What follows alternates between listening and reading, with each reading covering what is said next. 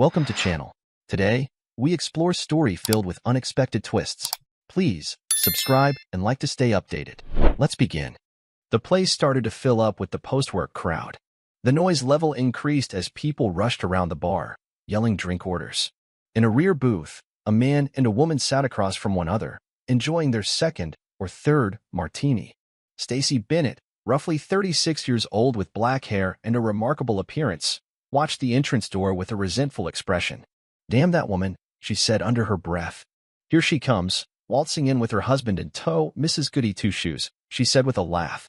Derek Vaughn, her drinking buddy, cocked an eyebrow and looked to the front of the room. "You mean Laura Preston? What do you have against her?" he said, taking a sip from his drink. Stacy shouted at the tall, dark-haired guy. "She's the one who almost destroyed my marriage. I'm sure she got word to Brandon about my affair, and the scum sucker threatened to divorce me." The hatred in her voice was apparent. Derek grinned quietly and shook his head. "Stacy, why blame her? If you hadn't cheated, you wouldn't be in this mess. You were pretty obvious about it." Stacy pouted in frustration. "It's easy for you to say, Derek. I know you sleep around on Monica and get away with it." "That's because I'm careful," Derek said calmly. "The only mistake I made was letting it slip to you, so you'd better keep quiet about it. Besides, you don't interact with Laura much. She's in human resources, and you're in graphics. Just let it go." He lifted his glass to his lips and finished it. Stacy clenched her lips into a narrow line. "Yeah, and now she just got a promotion. She's assistant director of human resources. She's got to be sleeping with Trevor Marks." Derek laughed again. "Calm down, Stacy. Not everyone is screwing around. You know, I at least have a good reason. My wife is almost never home, and there's a ton of kitty around when I'm on the road. Besides, I wouldn't be surprised if she's getting her share when she has to travel for a conference." Stacy gazed at him. "You mean you don't care if she cheats on you?" "Damn, I should have married you," she mumbled. "Our marriage is an intelligent union, Stacy. It's kind of like an open marriage, but with no discussion. If we don't talk about it, it's not happening, and I'm happy with that. Monica needs a little release. She works hard, and I don't begrudge her that." "What the hell? It's only sex," Derek joked. Stacy just shook her head. "I wish I felt that way. It's just that Brandon is so bad in bed." "Oh, poor Stacy," Derek said, smirking. "What, his tool is too little?" Stacy grimaced. "You know better than that, Derek. Don't go believing all that about size. It really isn't all that important. Brandon is quite adequate. It's just that he's a wham-bam thank you ma'am kind of guy. He doesn't give a damn about me. Most of the time, I never even have a climax with him. I don't know why I love the jackass." She hesitated momentarily. "Anyway, I just wish I could get back at them," she said, staring across the room. Derek followed her gaze, his lips hardening. "You're not the only one, Stacy. You know that Sutton just picked up the Vanderlei account? One that should have gone to me. The scumsucker will now be pulling in big bucks, well into six figures. He's got to be kissing someone's ass. Plus, he's screwing one sexy bitch. I tried to come on to Laura at the last company get-together, and she almost went ballistic. She's got one hell of a temper," he lamented. It was Stasis' turn to chuckle. "I thought that you were buddies with Kevin Preston. You play golf with him and two other guys every weekend." "Yeah, but we're not close. The golf is just a game of convenience. They needed a fourth, and Kevin knew that I'm a scratch player, so he asked me to join the group. He's too perfect, you know, perfect job, perfect wife, perfect life. He's even obsessive about exercising. You know he wants a perfect body. He's also nuts about his wife. He even has a tattoo of AE on his ass." Stasis' eyes widened. "You've got to be kidding. Perfect Kevin boy has a tattoo? That's a riot. I bet that Laura talked him into that. Kind of like putting a brand on him." She laughed. "Yeah, I first noticed it when we were all showering after a golf game. He was showing it off, you know, proud of it." Derek shook his head, disgusted. Stasis' eyes furrowed, and she remained silent for a time before leaning forward and lowering her voice. "You know, Derek, I have an idea how we can really screw them up. Really screw up their perfect lives. Now just be quiet and listen. Aaron and Laura Preston had everything. Even people who weren't very fond of the pair had to agree that they were ideal for one another. They had met in college, and their first kiss confirmed that they were destined to be together forever. Following college, Aaron worked for the Northeast region's leading advertising firm. He had studied in management and marketing in college and was ready to join the sales team as an account executive. Laura was given a position in the same company's human resources department, and the fact that her father was a director on the board didn't hurt her prospects of getting a job there. 6 months after starting at the firm, they married. It was a lavish celebration, with a guest list direct from the social registry. Erin's elder brother, Brian, a lieutenant detective on the local police department, served as best man, while Laura's older sister, Rachel, was matron of honor. Following their honeymoon, they moved into a modest 5-bedroom, 4-bath home in Ashwood with a 3-car garage, a swimming pool, and a solitary tennis court. It would have been arrogant to install a double court. After all, they were only starting off. They were also similar in that they both had stunning physical features. Erin had black hair, great stature, and a wonderfully formed physique. Laura was another story. She looked to have walked out of a fashion magazine, albeit a very costly one. She was blonde, blue-eyed, and taller than normal, with a slim, willowy figure that belied her amazing physique, which stretched whatever garment she was wearing. While they clearly loved one another, their relationship could only be characterized as turbulent. Erin was a laid-back, easygoing person, but Laura was a different story. She was naturally nice and kind, but she also had a fiery temper. Laura was lucky in that her close friends had become used to her outbursts and had come to accept, or at least tolerate them. Laura was also astute enough to grasp the dangers of a loose cannon and ensured that she performed her duties with professionalism. Unfortunately, Erin had no idea what he might discover at home on any given day. Would it be his gentle and loving wife, or a raving harpy? Fortunately, her terrible days were few, but every few weeks, he knew there would be difficulty. Laura seemed to be easily agitated. The difficulty was, he had no idea when it would happen. A simple issue that she might dismiss most days would spark an emotional outburst another day. It was like living with an active volcano, never knowing when the eruption would occur. That anger was the source of their misfortune.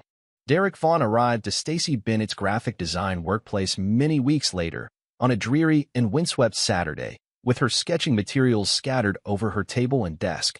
"Okay, Derek, I have to be near the phone. I told Brandon that I had some work to clear up, and he expects me to be here. He's called me twice already. He doesn't trust anything I tell him." Derek grinned as he doodled on the sketch pad Laura had given to him. "Per Brandon. He's a lawyer, but so easy to fool. You know that he's nuts about you, Stacey. That's why he's still with you. Anyway, hey, erase the drawing." Stasis' lips curled in disdain as she saw Derek's sketch. "Damn it, Derek, you can't draw worth shit," she said. "That's the lousiest sketch I've ever seen. What do you want from me, Stacey?" "I can't draw, big deal. This whole thing is your idea, so come up with another solution to my lousy drawing," Derek grumbled. Wait, Stacey said enthusiastically. "Let me get some clip art down. I know that we have a book of flowers." Stacey began rummaging through the books on a rear shelf of her workplace. "Here it is. Let me leaf through this. Aha. Here we go. A lily. Now, is this like the one on Erin's butt? Bingo. You've got it. That's exactly like it, except his is in color, not black and white. Not to worry, sweetie, we'll do the color. Just give me the size of that tattoo as close as you can, and we'll get started," Stacey said with a laugh. 1 inch, Derek said. Erin even told us how big it was. He would brag, 1 inch, guys. I've got a 1-inch lily right here. And then head laugh. "The dumb schmuck," she said. "Okay, 1 inch, said Stacey. "Now get your pants and shorts off and let me get started. I've got all the materials right here." Derek obeyed as instructed and removed his pants and undershorts, standing there without shame. "Turn around, Derek." "I'm not going to draw on your tool," Stacey chuckled. Derek gave a faint grin. "We're going to do more than just draw, Stacey. Once the drawing on my butt is finished, we start taking pictures. That's why the camera is perched there on the tripod. Where's the remote, by the way?" Yeah, I know. That's the deal. You get to screw me, and we'll get some good shots." But from the waist down, Laura Preston is going to get proof that her perfect hubby is screwing around on her. "It's a good thing that you kind of look like Erin. At least, I hope below the waist," Stacey joked. "Oh, the remote's on the arm of the couch. That's where the action's going to take place." Derek said. "Now, how do you know what Sutton looks like below the waist, Stacey? Have you been buffing him?" Stacey laughed despite herself. "Be quiet, Derek, and let me finish. This won't take long," she murmured, bending to the work. True to her promise, the sketch was completed fast, and Derek examined his posterior in the mirror Stacey had given. "Perfect, Stacey. It's just as I remember it. Look, We won't make the pictures too crystal clear, kind of soft focus. That'll take care of any slight difference there might be. Derek moistened his lips and started unbuttoning his shirt, the final item of clothes he wore, before nodding at Stacy. All right, Cupcake, let's get this started. Derek looked closely as Stacy removed her shirt and skirt. A second later, she stood in front of him, completely naked. Despite her nudity, Stacy emanated confidence. Her body was thin and beautiful, her waist smooth, and her lower abdomen had a subtle curve that imparted an air of elegance. Derek's gaze shifted lower, seeing her well-kept beauty. Okay, Stacy, Derek replied. Let's begin. We'll let the camera run on automatic for a bit, then edit the photo to showcase only what we want. The final image will feature Sutton's silhouette with a lily on his back as he's immersed in a scene that certainly isn't blonde. He had a giggle. It was a cold evening, despite the fact that the calendar suggested that spring had finally come. Aaron Preston parked his vehicle in the garage and walked tiredly inside the house. He had been working on the Langford account for weeks, attempting to overcome every objection Old Man Langford had raised during their ad presentation. Tonight was only one of many meetings held to appease the old scumsucker. Aaron had no idea what to expect as he entered inside his refuge. He set his briefcase on a chair in the vast entryway and removed his suit jacket and tie, which he threw over his arm. Walking into the living room, he saw Laura standing there, frowning at him.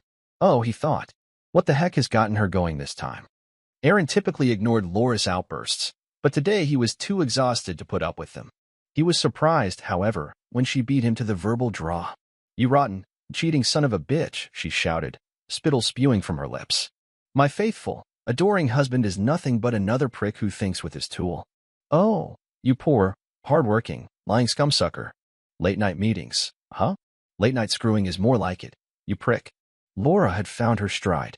She screamed invective after invective at Aaron, who stood there stunned by the sight of his wife spitting and hissing like a serpent preparing to strike at his throat. She approached him gently, continuing to throw verbal jabs. She was white with rage, and Aaron could barely hold her hand as it flew up to his face. His patience had run thin, and he grabbed her hand with considerable force, forcing her to yelp in agony. Let go of my hand, you son of a bitch, she said as she tried to scratch him with her other hand. Aaron's lips clenched in hatred as he shoved her to the couch. Shut up, he exclaimed. I've had it. I've had it with your irrational, idiotic outbursts. I don't know what set you off this time, but it's the last time. You're acting like a spoiled child. One day, you'll grow up and learn to comport yourself with some dignity and maturity. Laura cowered in shock at Aaron's vehemence. He sat close to her and dropped his voice. Laura, listen to me. Please. I don't know where you got this ridiculous notion, but let me assure you that I have never, repeat, never cheated on you. The thought has never even entered my mind. His voice had a plaintive tone. Laura, I love you. I've always loved you. The thought of betraying you would kill me. Please, Laura, please believe me. Laura's gaze softened for a minute before swiftly hardening again. This time, her voice was quiet and composed. Screw you, Aaron. You're a pretty good liar, but I know that you're a cheat and an adulterer, so you can quit trying to be the injured party. I saw the proof. You're going to crawl through hell before I forgive you. Aaron exhaled and stood up. He glanced down at his wife and gently shook his head. Have it your way, Laura. But I'm not going to play your game. I don't know what caused this sudden change in you, but you can act the martyr on your own. In the meantime, I'm leaving. Deal with your thoughts for a bit. I might come back, or I might not. Think about that for a while. Laura screamed, forget about coming back. Go screw your girlfriends. Her voice fell, and if Aaron had glanced back, he would have sought tears streaming down her cheeks. They can have you. Her voice trembled as he walked out of the home. Laura and Aaron endured an unpleasant few days. Aaron had followed through on his vow to leave and hired a suite at the local extended stay motel not far from work. He had ensured that Laura was at work when he arrived home and had packed the majority of his wardrobe and personal belongings. They seemed depressed and nervous at work, which was immediately noticed by their coworkers, who avoided them whenever possible. Fortunately, Aaron and Laura worked on separate floors and could easily avoid each other. Things came to a head 3 days later. Aaron was sitting at his desk, attempting to prepare a proposal, when his phone rang. Aaron, this is Martin. Are you busy? A deep, authoritative voice said.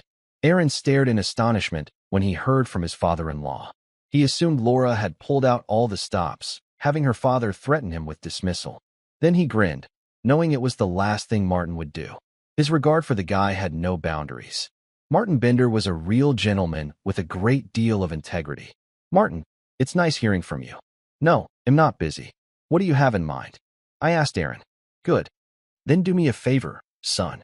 It's almost lunchtime. Why not pop out and join me for a bite at the club? It's not far, and you wouldn't be too late getting back. It's time that we had a chat, something that we should have had a while ago." A little time later, Aaron Preston was sat with his father-in-law in a tiny dining room of a private and highly elite Center City club. They welcomed one another warmly and enjoyed their meal, which included a bottle of fine Virginia wine. Aaron refused Martin's offer of a smoke and followed him into an adjoining study. Martin indicated for Aaron to take a seat, then firmly closed the door behind him. Martin seemed to be uncomfortable, and Aaron saw this tall, blonde, graying guy pacing before taking his seat. "Okay, son, I'm sure that you're astute enough to realize the purpose of this little meeting. Laura has been raving and ranting about your so-called adultery, and her mother has been commiserating with her, something that she has done for ages. Diana has always been terrified by Laura's temper, and so my daughter has never grown to realize that temper tantrums are for children, not adults." Martin sighed, ruefully. "I suppose that it's partly my fault as well.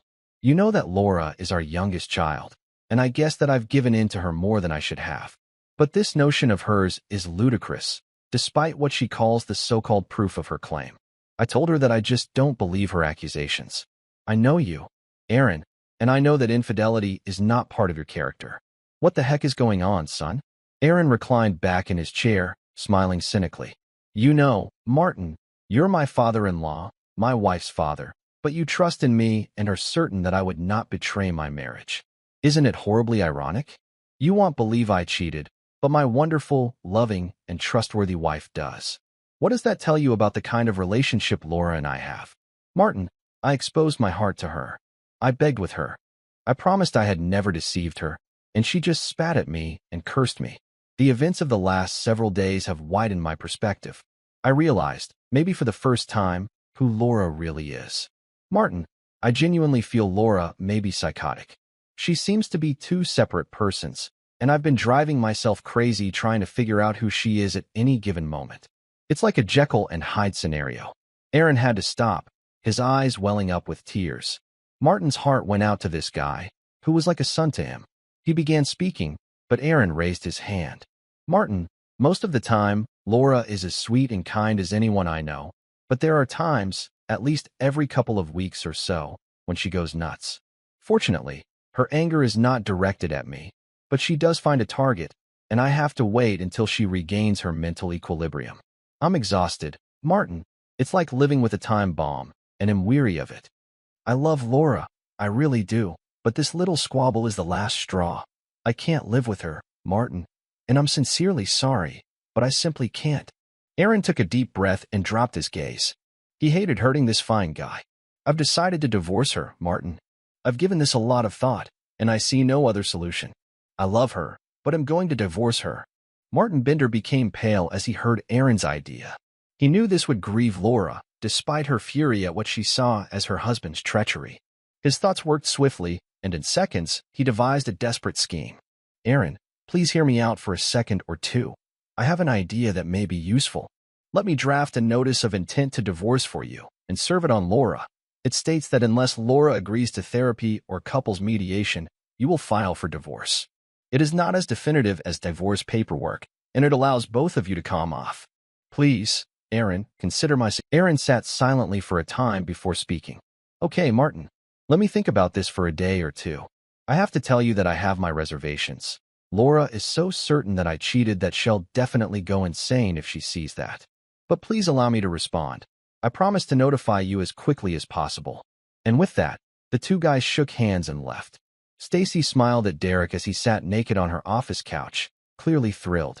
"Boy, do you take pride in that extra inch? Beating Brandon by a little bit must feel good, doesn't it?" said Stacy, who had removed her clothing. "Hey, don't downplay that extra inch. And this moment is worth embracing. Come on, Stacy, let's enjoy this together." "Geez, Derek, aren't you the romantic one?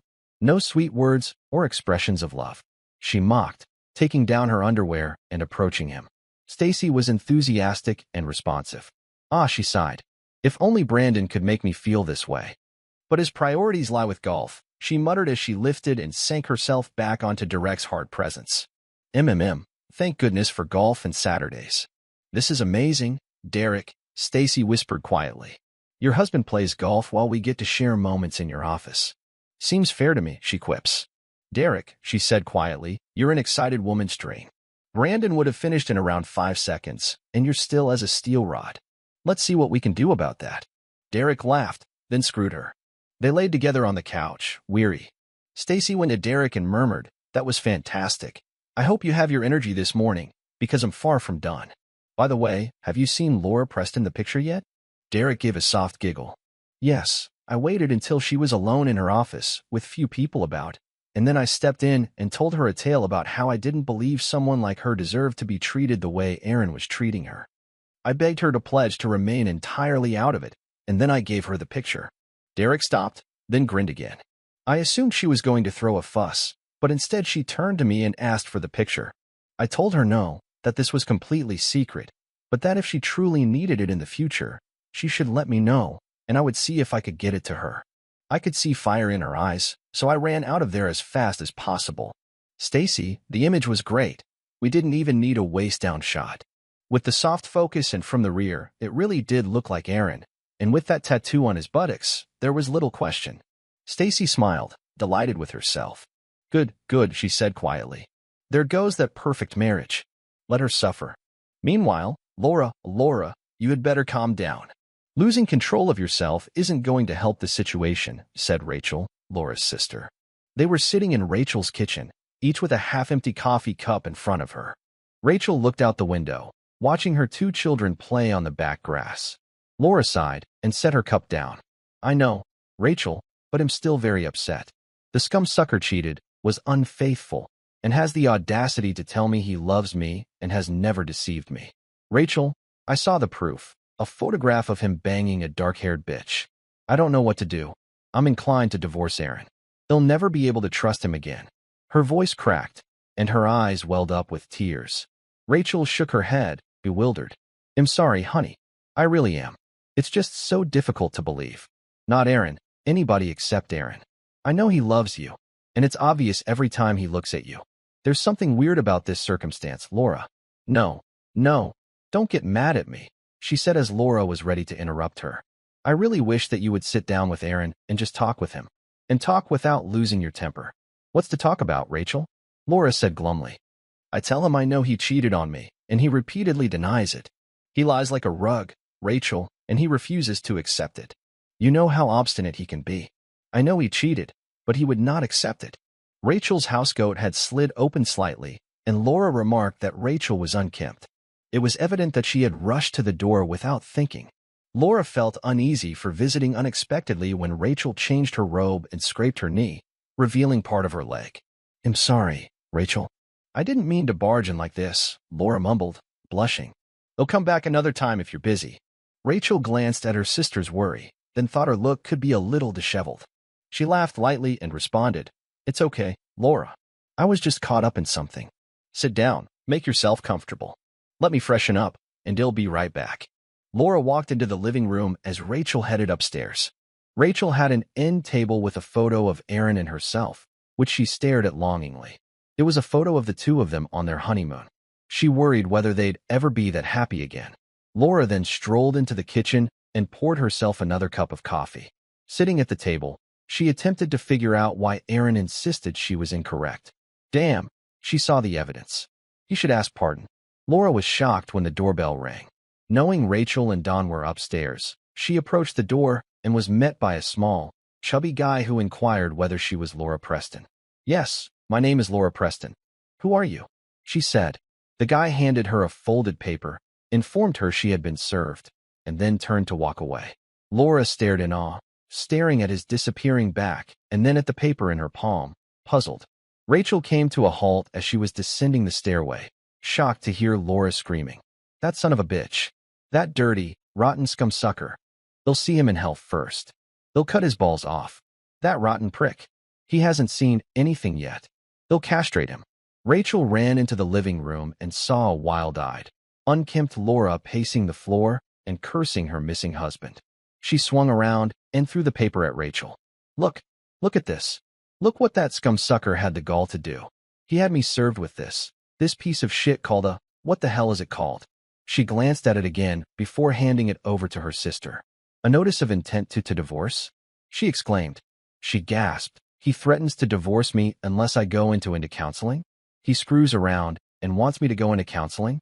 The scum-sucker. Oh, the unmitigated gall. I just can't believe the unmitigated gall. Laura. Rachel had to raise her voice to be heard over Laura. Calm down now, Laura, Rachel urged. Okay, Rachel. Laura had recovered control, but her cheeks remained scarlet with wrath. She bit her lip and plopped down on the couch, and Rachel saw she was still quivering with rage. Rachel was reading the paper that Laura had placed upon her. I don't understand. Why would Aaron send you this? It just doesn't make sense. Sis, think about it. Aaron isn't devious. You already know that. What you see is what you get with him. Why would he want you to go to counseling if he screwed up?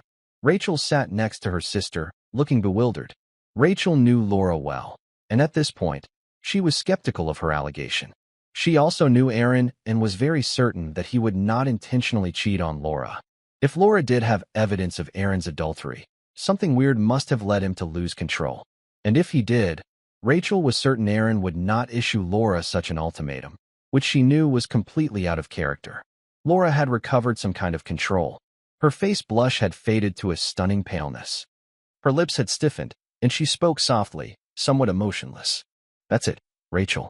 This is ridiculous. I'm starting to despise him and what he's been doing to me. It's evident that he no longer loves me, and I'm not even sure how I feel right now. Laura's eyes welled up with tears. I'm going to start divorce proceedings, Rachel. This marriage is over. Her voice cracked, and she placed her hands over her face, allowing tears to fall. It was a warm evening, and the air was filled with the scent of spring. Lawns that had been mowed that day still smelled good, and the trees had sprung fresh foliage. It was a season of hope and fresh beginnings. But Aaron Preston was oblivious to everything. He was sitting in his brother's living room with a tumbler of Dewar's in his hands. Brian and his wife, Elena, sat across from him on the sofa, their eyes wide with anxiety. Brian eventually broke the uneasy pause. Aaron, it was nice having you for dinner, but that's not the real reason you called, is it? Aaron groaned tiredly and nodded. Yeah, you're right, Brian. He grinned uncomfortably. You can always read me. I don't have anything to conceal from you. By the way, Elena, supper was fantastic. Thank you again. Elena nodded, her grin timid, but the worried expression returned immediately. Oh, Aaron, this is such a tragic situation. I know you love Laura and she adores you. What on earth is going on? This is insane. Aaron remained silent for a minute before speaking, but in such a low voice that his hosts had to strain to hear. I understand, Elena, it's insane, but I've had time to ponder. We all know how Laura is. She gets angry easily, but she typically calms down fast, and everyone knows she doesn't hold grudges.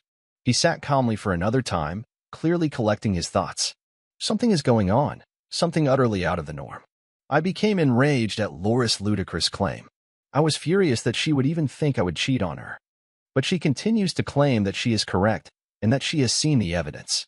Laura is energetic, yet she is neither crazy or foolish. Aaron hesitated. I was pensive for another time before continuing. Brian, Elena. He gazed up at them. I believe someone is messing with us. I'm not being paranoid, but I believe someone is attempting to ruin my marriage. Aaron blushed and instantly apologized to Elena. Sorry, Elena. Please excuse my language. Elena waved her hand dismissively. Brian sat nodding with a contented expression on his face. I suppose you're correct, Aaron. I've been thinking along the same lines. I can't imagine any another explanation for Laura's actions. Something truly smells here, so you could be onto something. I believe it is time to be proactive. You're right, Brian, Aaron said. I believe it is time for me to sit down and have a serious chat with Laura. Something I had carelessly avoided. Laura stood in the shower, carelessly brushing the soapy washcloth over her skin. She was deep in contemplation, and her inherent common sense was beginning to kick in. She had not had the chance to have a reasoned, rational conversation with herself since that fateful day when she was given that horrific sight. Since then, she has been pulled along by a maelstrom of emotions, ranging from wrath to sadness. Many of the things Rachel had said were waking her up and making her think about what was going on. Aaron's adultery, she decided, was so out of character that there had to be another reason for the photograph. Oh, that photograph. That was a poor photograph. She thought about it again. Aaron's tattoo, shone so boldly on his. Laura froze. Her eyes expanded. The color had faded from her face, leaving her ashen. The tattoo was on the left hip when the shot was taken. Aaron's tattoo was on his right. She fell to the shower floor, allowing the water to wash over her. She began to sob in regretful grief, her tears streaming. "Oh, you silly idiot," she whimpered. "How could you have been so dumb?" She chastised herself as she struggled to contain her tears. Laura was sitting at her desk later that day, clearly not focused on her job, when Derek Vaughn stepped into her office. Her brows narrowed slightly as she saw his face light up with a grin. "Hi, Laura. I just wanted to stop by and see how you were doing. I really hated being the messenger of such crappy news, you know that. I hope that you got to the bottom of the problem," he said without hesitation. "Thanks, Derek," Laura said evenly. "I see you have another packet under your arm. Is it the photo you showed me? I really need that, Derek. If I'm going to proceed with my plans, I definitely need that picture." Derek's eyes brightened up as he heard Laura's remarks. His mind automatically concluded that her next move would be to divorce court, and he was ready. "Yeah, Laura," he said. "The one I showed you, along with a few others, are in here. They will tell you all you need to know. No words are required." He then put the huge, brown envelope on her desk. "Look, Laura," he said in a low, conspiratorial tone. "I understand that this is tough for you, and I really empathize. It's terrible when someone you care about takes advantage of you. I want you to understand that you can rely on me for anything." "Understand? Anything at all?" Laura grinned. Derek didn't realize that the grin had not reached her eyes. She nodded. "Thank you, Derek. I appreciate it. You've been a nice person, and I'll never forget what you did. Believe me, I will not forget." Laura's day went slowly, with the hours dragging by. Strong emotions returned, but she was able to control them while devising a strategy. She felt wrath engulf her at moments, as sweat flowed down her back and between her breasts. Finally, understanding she wouldn't be able to do anything, she made an excuse and left work early. Laura climbed the stairs and promptly removed her clothes in the bedroom upon arriving home. She felt sticky from sweat and was unsure if her deodorant was still working. She got into the shower and let the hot water ease her strained muscles. Soaping and washing, she began to feel more human. Though she was still filled with wrath at what was happening to her marriage and deep remorse for how she had treated her husband. Laura returned to the bedroom after she had dried herself. Then he hesitated, listening. She was certain Shed heard the front door open and shut. She quickly put on a robe and unlocked Aaron's closet door, extracting a 6-iron from the golf bag buried in the corner. Laura went softly down the stairs, apprehensive about what was ahead. She saw a person in the living room from near the staircase's foot.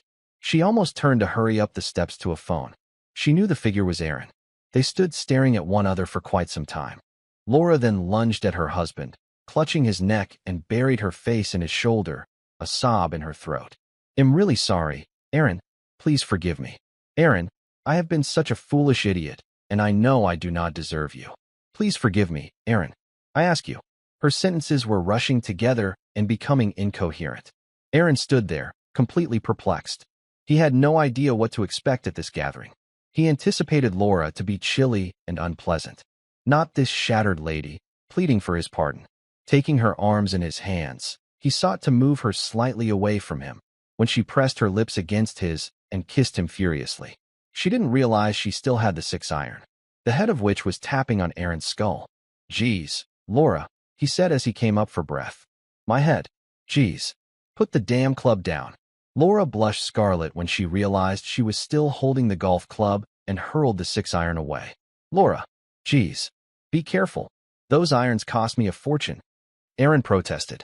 They then stood and gazed at each other, beginning to understand the complete ridiculousness, the stupid incongruity of the whole scenario. Laura laughed despite her anxieties. She hastily covered her lips in shock, worry in her eyes. Aaron blinked again, and struggled to hide a smile. Failed. He let a giggle escape him. It wasn't long until they were both clutching each other and shouting with laughter. Aaron drew Laura close to him after wiping away his tears. and his voice was low and muttered quietly. Honey, we need to talk. We really need to talk. I know, sweetheart. I know, Laura said dreamily. I understand how crucial that is. But something is far more significant today. Laura then shook the robe off her shoulders, allowing it to fall to the floor. She stood there, bare. She slowly went to her knees. She reached up to his fly, attempting to drop his zipper. Aaron just shook his head while grasping her hand. Please, Aaron, I want to do this. I really should do this. Plus, for some strange reason, I'm quite thrilled. Do not stop me. Aaron gently loosened his grasp and watched as she unbuttoned his trousers. He lowered them and his shorts to the floor. Laura got closer to him. Laura softly removed his clothes and went into his arms. She felt the warmth of his body on hers, their connection becoming stronger with each passing instant. Kissing him lovingly, they shared a passionate embrace, their motions slow and deliberate until they completed in unison. Later, she laid next to him, feeling his arms wrap around her in a soothing hug. Laura eventually stood up, taking Aaron with her. Come on, honey. Let's head upstairs to her bedroom. I promise to spend the rest of my life demonstrating my love for you. And it starts tonight. Aaron grinned at her, and they climbed the steps together. Laura was awakened by the early morning light, which crept past the window blinds. She stretched and smiled fondly at her husband, who slept next to her. Her eyes welled up with tears, realizing how close she had come to losing him due to her silly fury. She quietly slipped out of bed and went to the toilet, where she urinated and took a fast shower. As she dried herself, she got the following thought, grinned, and flung the towel away. She tiptoed silently back to the bed and delicately lowered herself, scooting next to Aaron. Laura felt a rush of excitement as she inspected his powerful, bare form. Keeping her gaze on Aaron, who continued to slumber in blissful ignorance, she handed him a BJ. Laura saw Aaron move agitatedly. She smiled with her eyes as he awakened to see his wife. Again? Damn, Laura. They'll give you 2 hours to stop that, he murmured. Laura continued. Laura laughed as she moved up the bed. Laura slowly walked over him and sat near his head. He glanced up to see her. Her look was soft, and her demeanor was soothing. Laura leaned in, feeling his support as they became increasingly intimate. The feelings were intense, but in a manner that seemed both reassuring and real. They enjoyed a nice stillness following their encounter, enjoying the silence before softly returning to the world around them. Look, Aaron, the tattoo is on the incorrect hip. That's what finally woke me up and made me realize what a fool I'd been, Laura lamented. Aaron shakes his head. Laura, stop beating yourself up. As we said, we're moving on, and now we'll get to the bottom of things. He sat back, a perplexed expression on his face. So, why would Nolan do this? What reason would he have? Aaron wondered. Laura paused for a bit before saying, Didn't he become really upset when you received the Vanderlei account? You said he was mad enough to spit nails. Yes, but would he do anything like this to exact revenge? It simply seemed so over the top, even for Nolan, Aaron said, shaking his head. It just seems so strange. Laura picked up one of the photographs again. Aaron, she replied, her tone intense. Take a look at this. The lady in the picture, look at her ankle, that scar. Aaron examined the picture held by Laura. He saw the little half-moon scar and stared at Laura with a perplexed gaze.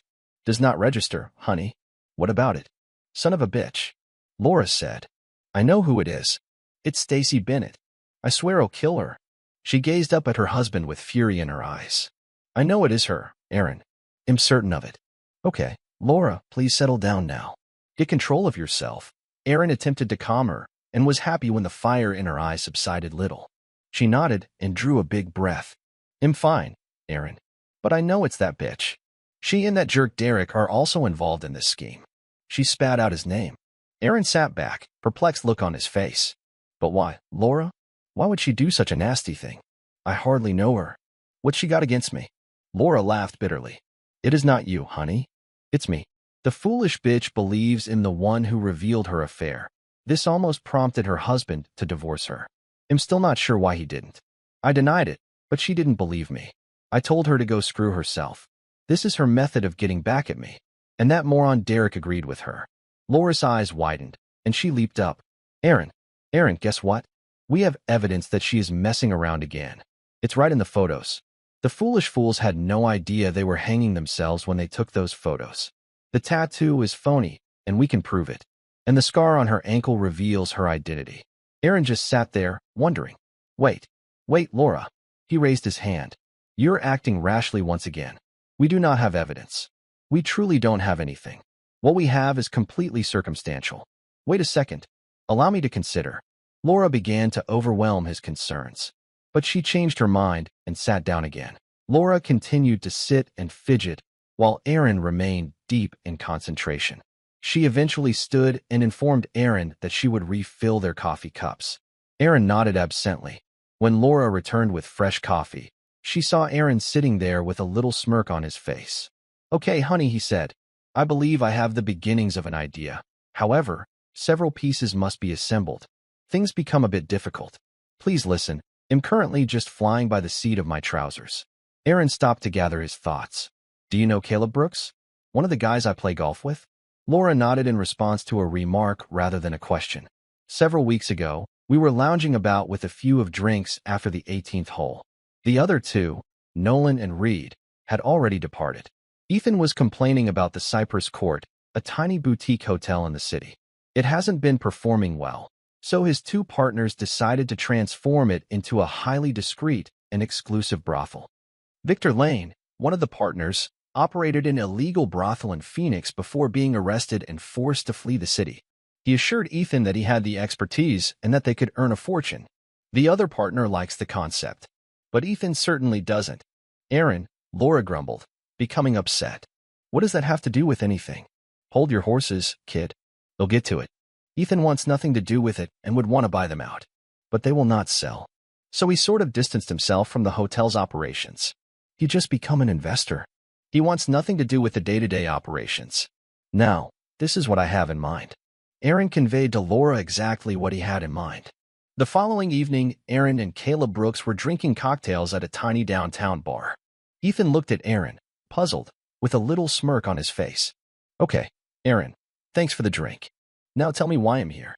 I'm sure that it's something nefarious, he said. Ethan, I need your assistance, and once I tell you what I want you to do, I'll attempt to explain why and how this will benefit you as well. Remember when Nolan said that he was banging this broad? Ethan nodded. He's always banging some broad, Aaron. So what? So, what I want you to do is inform him about the tiny boutique brothel and offer to let him rent a room there whenever he wants. You know Nolan, he's cheap as dirt, and he'll leap at the opportunity to have a great hotel in a nice spot for nothing. Ethan sat, frowning. I can do that, Aaron, but you had better tell me what's going on. You figuring on getting my ass burnt? You know better than that. Ethan, Aaron said, chuckling. Hey, Race, why I want you to do this. And he explained what Nolan and his married girlfriend had done and were doing to him and Laura. Ethan sat there, amazed. I cannot believe it. I mean, I could, but it has to be the worst thing I've heard in a long time. What a jerk. I never liked him, Aaron. I'm pleased to assist you. Even though I'm no longer engaged in the establishment's operations, I can still acquire a room whenever I want. Now explain why you desire this. Aaron stated what he had in mind. The next evening, Aaron walked deliberately up the path to his brother's home. He had phoned and felt relieved when Brian told him to come ahead, but Elena was out since it was her bridge night. Aaron didn't need to knock. Brian had opened the front door by the time he arrived. They exchanged a quick embrace before moving into the living area. Aaron settled onto the couch, happy for the opportunity to unwind. He was clearly tight from strain, and his shoulders and neck hurt. Brian gave his brother a troubled look. Okay, Aaron, explain what's going on. It seems like you were about to burst. Have things become much worse between you and Laura? Aaron shook his head firmly. No, Brian. We're okay, truly. We are okay now. But I have a tale to tell you. Brian sat there, listening. At first with surprise, then he became enraged at how his brother's marriage had almost fallen apart. Brian didn't say anything for a few seconds after Aaron ended his story. He had paled slightly, clearly struggling to contain his fury. He gulped and glanced at Aaron. Look, Aaron, I can imagine how you feel. However, do not act rashly. The essential thing in all of this is that you and Laura saw through this horrible ruse and have reconciled. That is the bottom line, Aaron. That's the essential thing, Brian concluded, focusing on preventing his younger brother from taking any precipitate move. Aaron smiled softly, reassuring him. Don't worry about it, Brian. I'm not going to go out and shoot the scumbag, even if I really want to. Also, I am not going to do anything that would get me in trouble, but I'm going to try and burn Nolan's ass. He's going to realize that the garbage he's done has repercussions. Aaron stopped before explaining to Brian how he might assist him bring down both Nolan and Stacy Bennett. Brian sat, jaw gaping, as Aaron finished detailing his plan. He grinned gently and shook his head. Remind me not to get you pissed off at me, bro. He then sat back and let the laughs flow. Count me in. Just let me know a few days in advance, and we'll be good to go. Aaron waited patiently, calling Caleb Brooks from time to time to obtain information. He kept his brother Brian in the loop. It wasn't long until the call arrived. Caleb Brooks phoned him on Friday. Aaron, tomorrow is the day.